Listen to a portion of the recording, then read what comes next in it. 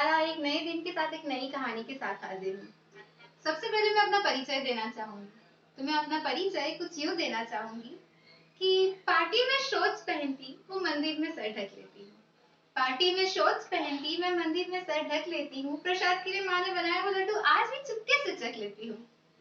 हजारों महंगे तोहफे छोड़ के एक कीमती तोहफा जान से संभाल के रख लेती हूँ। वो क्या है ना, मैं नए जमाने की पुराने ख्यालों वाली लड़की हूँ। वाह वाह वाह वाह, गोरी सूरत के पीछे छुपी गंदी नीयत भी परख लेती हूँ। क्या बात। शुक्रिया। आज मैं आई हूँ एक नई कहानी के साथ। कहानी एक लड़की की, एक ऐसी लड़की की जिसके सपने और जिसके ख्वाब एक आसमान से भी ऊपर थे। ये कहानी है एक छोटे से शहर के बड़े ख्वाबों वाली लड़की की। ये कहानी है सारिका की। मुझे नाम के मतलब जानने में पहले से दिलचस्पी रही है, तो मैं आपको बता दूं कि सारिका म्हणजे कोयल, कोयल म्हणजे उड़ान, उड़ान म्हणजे पंख और पंख म्हणजे ख्वाब।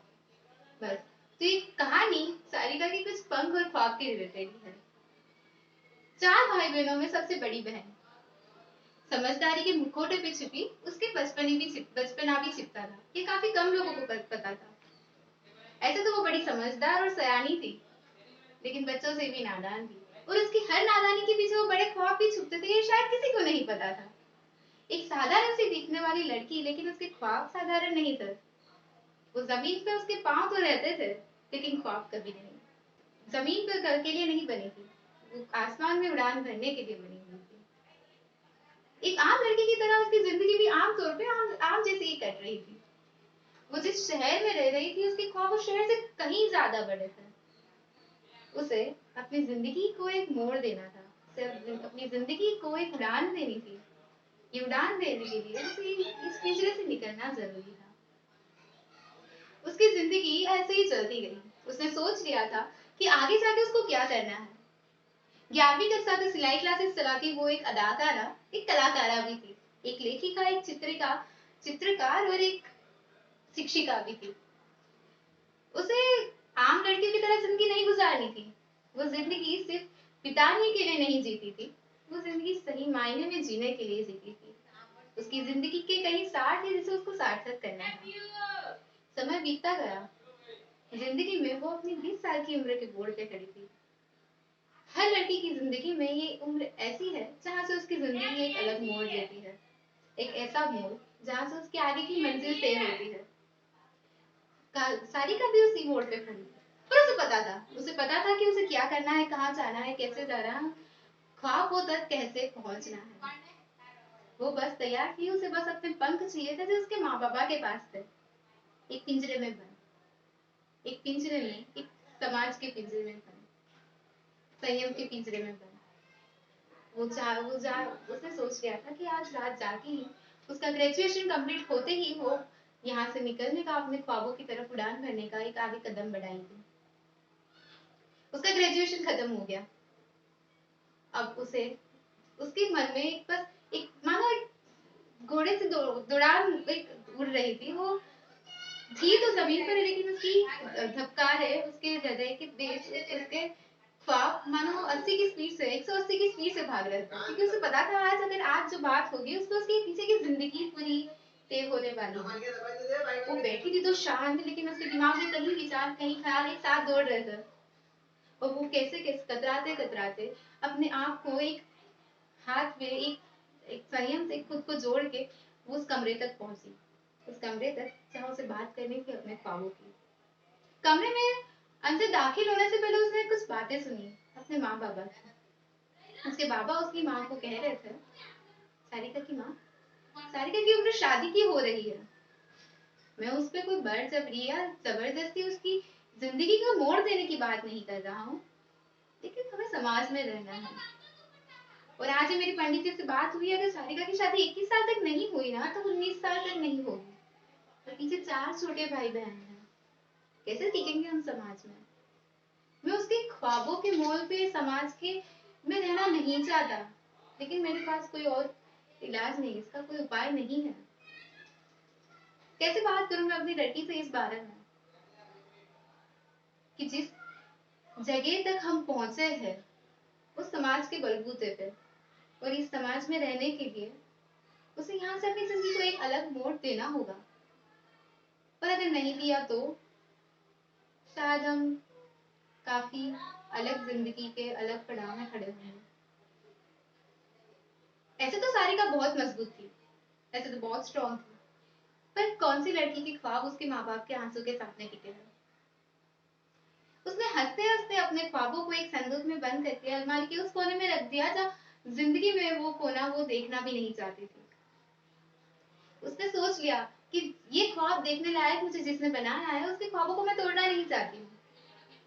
मैं उस ख्वाबों को खुरेद के अपने ख्वाबों की अपनी सफलता की सीढ़ियां चढ़ना नहीं चाहती हूँ।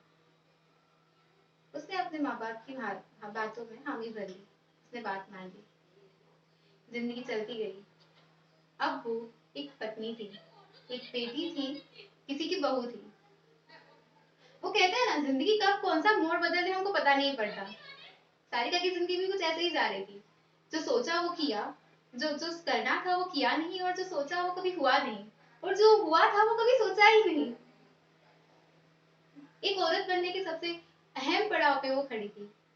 सारिका माँ बनने वाली थी, लेकिन कहानी ने कुछ ऐसा मोड़ लिया कि हवेली में रहने वाली वो लड़की ने दो फूल जैसी बेटी को जन्म दिया, एक ऐसी कोठरी में, एक ऐसी परिस्थिति में जहां पूरी गर्मी में ना ओढ़ने के लिए चद्दर थी, ना बिछाने के लिए रजाई, ना हवा के लिए ऊपर पंखा। उसे अपने बीते हुए कल पे या आज पे कोई अफसोस नहीं था, उसे गम नहीं था, उसे गनीमत नहीं था कि क्यों आज मेरे साथ ये है। उसने अपने आप को अपनाना और खुश रहना सीख लिया था। उसे खुशी थी आने वाले कल की, जो उसके हाथों में थी। उसके सपने उस आंखों में चमक रहे थे। बीतते ही बीतते वो एक बेटी, बहन, पत्नी के साथ एक माँ बन गई, और उसने अपने ख्वाबों को, अपनी जिंदगी को अपनी बेटियों में देखना शुरू कर दिया। वो संदूक आज भी वही मिट्टी से धूल खा रहा था। कभी अगर आते जाते उस संदूक को, ख्वाबों के संदूक में नजर पड़ जाती ना, तो वो अपना खुद को ये कह के समझा देती थी कि शायद मैं वहां गई होती तो शायद आज एक फूल जैसी मेरे आगे बढ़ने की चाह ना होती। खुद को समझाना उसे अच्छे से आता था, और वो बखूबी वो किरदार निभा रही थी। माँ का किरदार में जीते जीते उसने अपने खुद के ख्वाबों को उन आंखों में देखना शुरू कर दिया था। जिंदगी ऐसे ही चलती गई, जैसे चलती रहती है। काफी उतार चढ़ाव आए।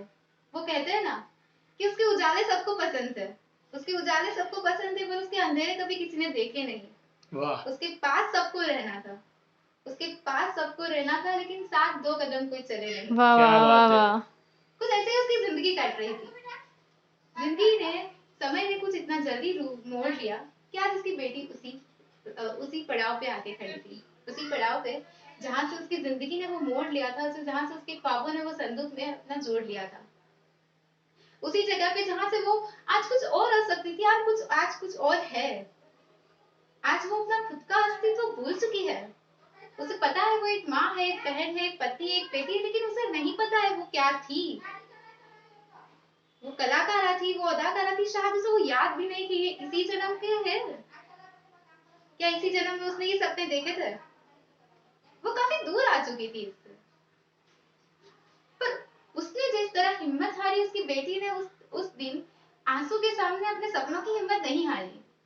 उससे बात की जाके, माँ, मुझे ख्वाब देखने हैं, जो मैंने देखे हैं, तो मुझे उसे पूरा भी करना है। मेरी जिंदगी आम लोगों की तरह जीने के लिए नहीं बनी है। मैं काफी ऊपर के लिए बनी हूँ। मुझे उड़ना है, मेरी उड़ान, मुझे मंजिल मुझे पता है, बस मेरे पंख आपके पास हैं।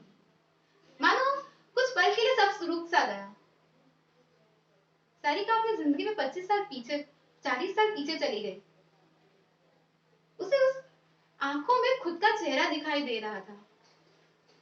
उसे दिखाई दे रहा था, कल मैं किसी और के पास अपने पंख मांग रही थी, आज किसी और के पंख मेरे पास पड़े हैं।